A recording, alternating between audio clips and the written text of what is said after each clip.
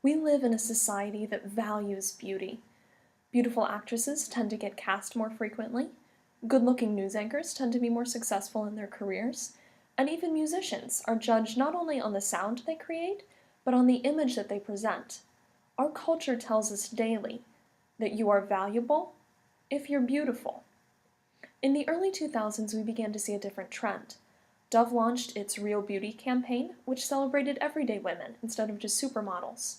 We began to see larger women in magazines, and people asked that they be called models instead of plus-size models. And then last year, Meghan Trainor released her hit single, All About That Bass, with the line, "Every inch of you is perfect, from the bottom to the top."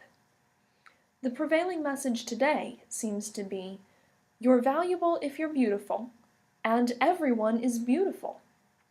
This seems like a much more positive message, but the unpopular truth is, it's a lie. Not everyone is beautiful. Now, I want to be clear, I'm not saying that you have to adhere to traditional beauty standards in order to be physically attractive, because that's not true at all.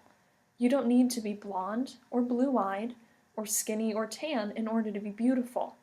You don't need to have an hourglass figure, you don't need to have fully functioning limbs, and you don't even need to be young. However, a significant body of research has been done on the phenomenon of physical attractiveness, and the results are conclusive. In one study, Dr. Stephen Marquardt selected participants from around the globe of all different ages and gave them 18 black and white photographs of women's faces. He asked them to arrange them in order from least to most attractive.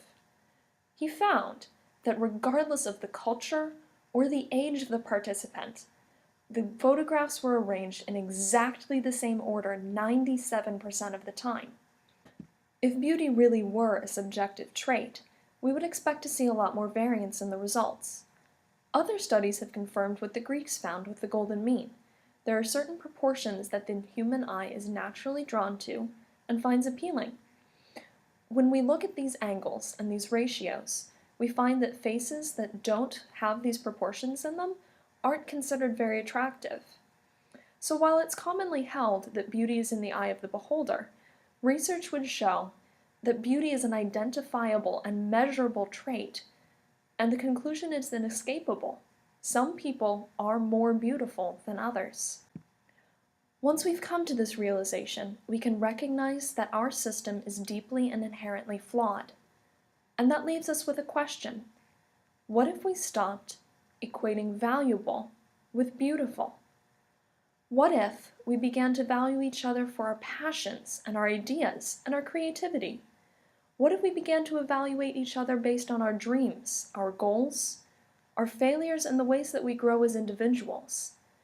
What if we celebrated the incredible complexity of the human mind and our ability to create masterpieces, to fall in love, and to think rationally? Because if we do, there's a chance that one day there will be a generation that can cultivate the qualities that actually matter. In my full presentation, I will expand on the research that I've presented here and go into more detail about the actual factors that are necessary in order for a human to be considered beautiful. I will back up my point with pictures and illustrations to make myself more clear, and I expect that my final presentation will run between 10 and 15 minutes in length. Thank you for considering my application.